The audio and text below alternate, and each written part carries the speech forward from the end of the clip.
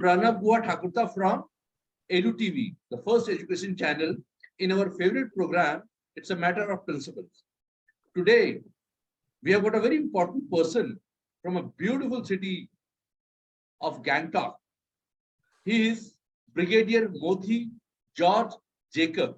He's the director of TNA, Tashi Namgyal Academy, Gangtok, Sikkim. Welcome, sir. Thank you. Thanks a lot. And it's wonderful to be back with you. And I'm sure you're doing a human service towards education. And I'm glad to be part of your movement and your desire to take education to the next level. Thanks for calling me out. So you're doing a wonderful job, that too in a remote area. So we are thankful to you. And I think whenever I go to this place, Bagdogra Airport, or I'm waiting, I definitely bump into someone who has studied in TNA. Okay. A lot of people. I think majority of it is one of the very important school in the eastern part of India. True. Sir, I'll just ask one question.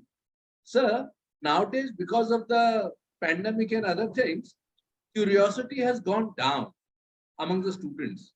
Whatever they want to know, they go to Google. And it is not necessary Google things will be correct. So we request you how we can inculcate curiosity amongst students. Okay, you hit the point right. The curiosity has gone down, not because of pandemic, not because of anything else, but it has gone down because information is easily available, right? Right. See, I remember earlier days when you wanted to know meaning of a word, there is nothing but go to the book rack, pick up a huge, heavy dictionary, turn the pages, yes, and see it, and then possibly you'll not get a picture of the item even. So information is easily available, and there is a general feeling amongst everybody, particularly the youth, that information is available. It's like a calculator giving you a mathematical product, and so why do we have to do it? But people don't realize that curiosity is the beginning of everything. Somebody thought about artificial intelligence. Somebody thought of Google. I mean, that curiosity actually created it. So there is a huge need to do it, and one easiest way is to remove the information availability, or make it difficult for him to access information. right. Automatically that will bring the curiosity. I'll discuss later on as we go by as to how we can do it. I realized in schools is, I don't have a long experience with schools. It's about 3 years plus now. The first thing, remove the textbook from the classroom. The textbook is it's a consolidated Google, which is easily available. So, okay, where does the sun rise from? Tuck, and it says, oh, sun rises from the east. No, that is not the way they have to learn. They have to actually go, possibly see the sunrise and then remember it forever. Which side is the sun. Or likewise, textbook, if you remove it from the equation, at least in the classroom, you will realize that it is much more easier for a person to become curious. And the second part of it is not just give problems. So a teacher comes to class, he has to give 2 or 3 problems to the class to solve. And they should be such that it can be easily solved between 3 to 4 people. And in a gradual way, with existing information in their mind, it's possible.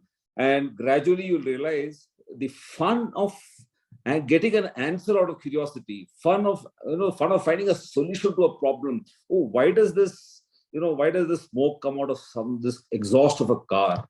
Imagine the child identifying the reason and why it happens. There is a little thrill. There is a little, they say, adrenaline or the dopamine which goes into the system when you get a message on your WhatsApp. The same feeling he'll get, provided he comes up with the answers rather than ready-made answers given in a textbook. So that is the first aspect of bringing back the curiosity. It is a slow method.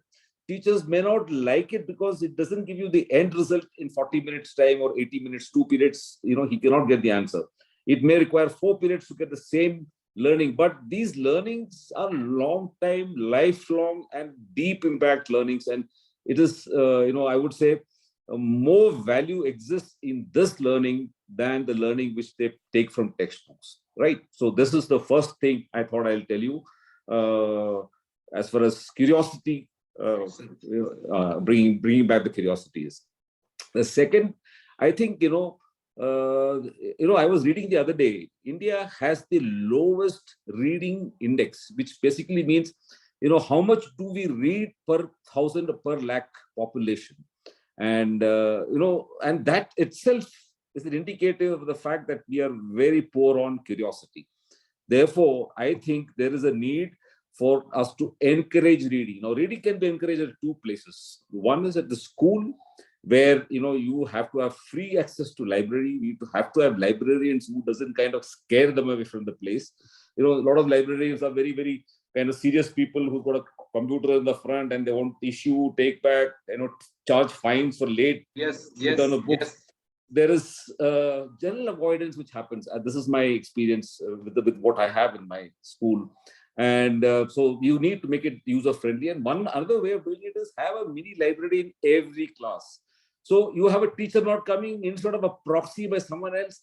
Okay, you take out 20 books, all of you read something, and that's it. You'll find at least out of the 35 children in a class, 15 will read. And seeing them, you need to put comics, you need to put things what they like possibly, but it automatically brings in certain amount of reading, desire to read, and a thrill of reading, a thrill of finding information, something new. Invariably, you learn by this reading.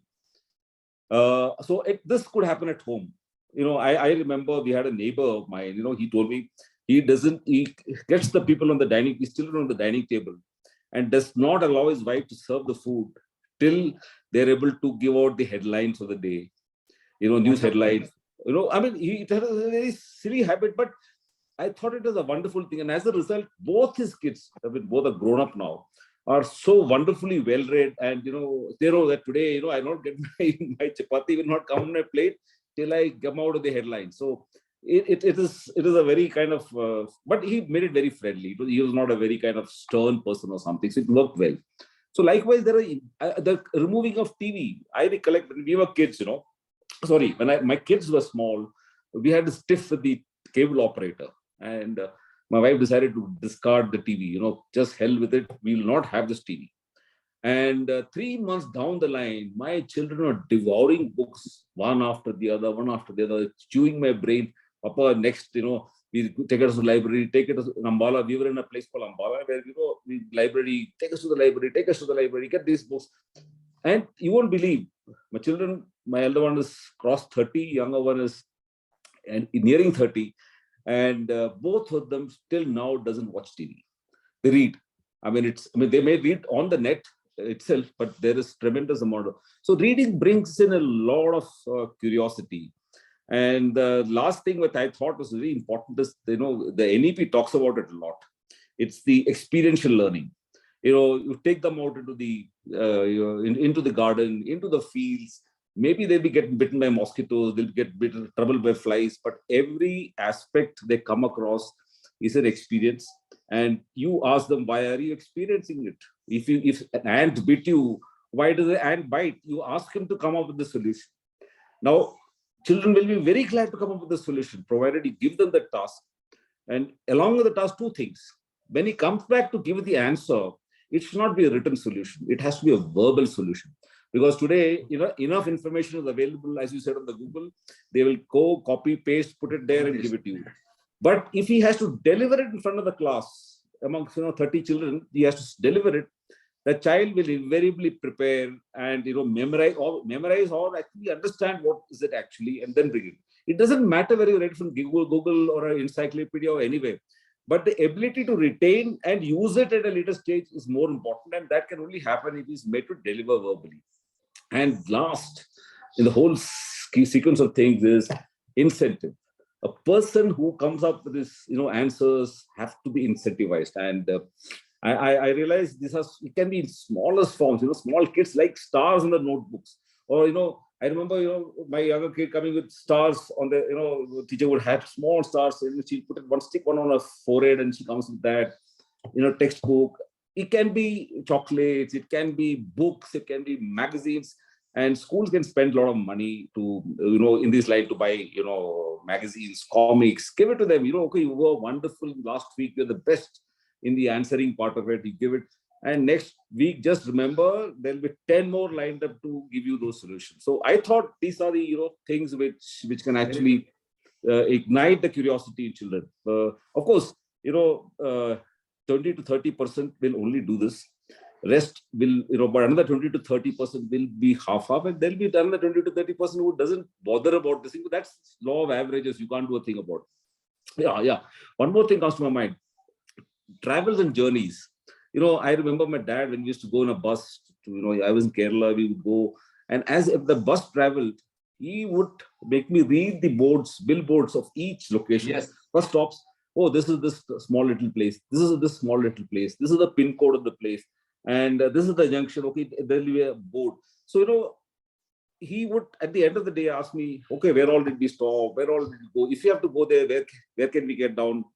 And taking it step ahead, I remember asking my children to do navigation when I was driving. Give a small map in the hand and it's okay, you navigate. Not the Google map. You give the little atlas in the hand and it's okay, let's now travel from here to Goa and let's see where all we can talk, where we can see, and where we possibly a nice place. If you look at it, there will be markings of a beautiful beach somewhere. You want to halt there, stuff like that. So I think involvement at every stage. And then, once they get the kick of coming up with answers and solutions, they will make it a habit. And I'm not talking about everybody, 30% minimum you can encourage totally, instead of the 5 to 6% that we see nowadays. That's my answer to this one small big problem that you posed in front of me. I think you took me back to the down to the memory lane. Sir, Saturdays in my school, I'm from Brightlands, Dehradun. It was like a festival because it was a library day. Okay. And after a break, we used to rush to the library. And we used to, I think in 6th, 7th, we had those Hardy Boys and Nancy's Mysteries. Then we used to request the girls if they can lend their Wilson books. We were very happy to read those love stories. And the next thing you said, I think that's a wonderful thing. Like before, while sitting on the table for breakfast, they should able to tell the headlines, and that's a wonderful thing. I think I should start practicing at my place now. True. Because I see nowadays, when this Kabaddi wala comes to buy the newspapers are in rubber bands only, sir. No one has opened them. Yeah, absolutely. I feel very bad about it. And sir, and one thing very important you said, like while traveling, I think there's a very big Chinese, very old, very Chinese proverb also. If you walk for a kilometer, you learn more than you read a 1 kilometer long page also. True. So we have started a company called Learning by Traveling. Sir, last month we took 70 students to Switzerland. Okay. From NCR, from 2 schools. And sir, when they came back, they were different personalities. They've learned so much. The majority of them. They wrote, they still call us up. And now other schools also want to go. I'll send you the proposal also. Okay. And so I think you have explained very nicely.